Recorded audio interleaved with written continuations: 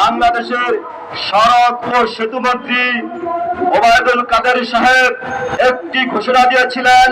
সেই ঘোষণাটি হলো সড়কে মোটর চালিত রিক্সা চলতে পারবে না বা ইঞ্জিন চালিত রিক্সা চলতে পারবে না। এই ঘোষণার পরিপ্রেক্ষিতে রিক্সা বন্ধ হয়ে যায় এবং তাদের রুটি রুজি বন্ধ হয়ে যায়। তখনই সরকার পরিবেশ পরিস্থিতি দেখে মাননীয় প্রধানমন্ত্রী শেখ হাসিনা চিন্তা করেছেন এই রিক্সা শ্রমিকরা এদেশেরই নাগরিক, এদেশেরই জনগণ, এদেশেরই ভোটার। এইটা বিবেচনা করে রিক্সা শ্রমিকরা যেন নির্ভীকভাবে রিক্সা রোডে চালাতে পারে, তাদের যেন কোনো বিঘ্ন না ঘটে, এই চিন্তা করে তাদের ওই চিন্তা থেকে, নিষেধাজ্ঞার চিন্তা থেকে তারা সরে এসছে। আমরা যদি প্রত্যেকটা বিষয়ে দাবি দেওয়া গভর্নমেন্টের কাছে সুস্পষ্টভাবে আমরা উত্থাপন করতে পারি এবং আদায়ের জন্য রাজপথ থেকে গভর্নমেন্টকে বুঝাতে পারি আমরা সুসংগঠিত রয়েছি এবং আমাদের দাবিগুলো ন্যায্য, আমার বিশ্বাস বর্তমান বাংলাদেশের প্রধানমন্ত্রী বঙ্গবন্ধু কন্যা জননেত্রী শেখ হাসিনা জনগণের প্রতি তার দায়িত্ব এবং কর্তব্য অনেক বেশি। তিনি অবশ্যই আমাদের দাবিগুলো পালন করবেন।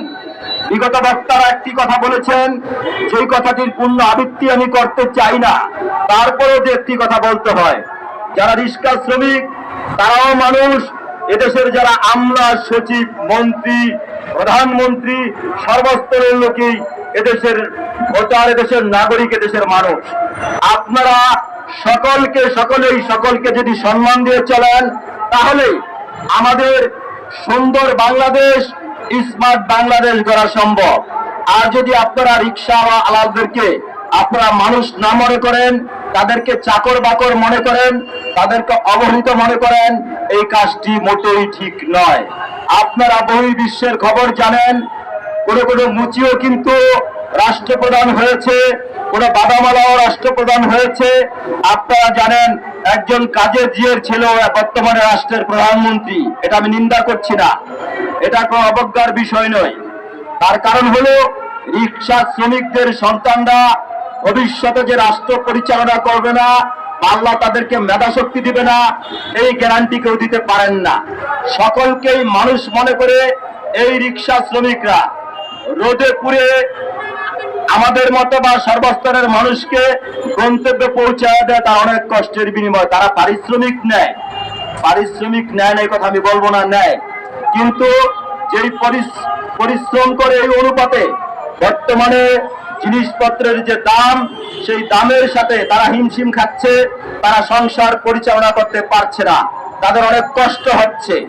মাননীয় প্রধানমন্ত্রীকে বলবো, মাননীয় প্রধানমন্ত্রী আপনি সর্বস্তরের শ্রমিকদের জন্য রেশন ব্যবস্থা, নিম্ন আয়ের মানুষের জন্য রেশন ব্যবস্থা চালু করুন এবং কিভাবে তারা শান্তিতে থাকতে পারবে এ ধরনের সুনির্দিষ্ট প্যাকেজ ঘোষণা আপনি দয়া করে করবেন। পাশাপাশি আমি একটি কথা বলতে চাই, মাননীয় প্রধানমন্ত্রী রিক্সা শ্রমিকদের দিকে আপনি সুদৃষ্টি দিবেন। একটি সুদৃষ্টি আপনি দিয়েছেন, নজির সৃষ্টি করেছেন, একটা রিক্সা আপনি চড়েছেন, সেই রিক্সাওয়ালাকে আপনি সরকারি চাকরি দিয়ে দিয়েছেন। বাদ বাকি যে রিক্সা শ্রমিকরা রয়েছে, মিনিমাম যোগ্যতা যাদের রয়েছে তাদের সন্তানদের, তারা যেন অন্তত মিনিমাম রাষ্ট্রীয় সুযোগ সুবিধাটি তাদের যোগ্যতা অনুপাতে পায়, আপনি দয়া করে সেই ব্যবস্থা করবেন।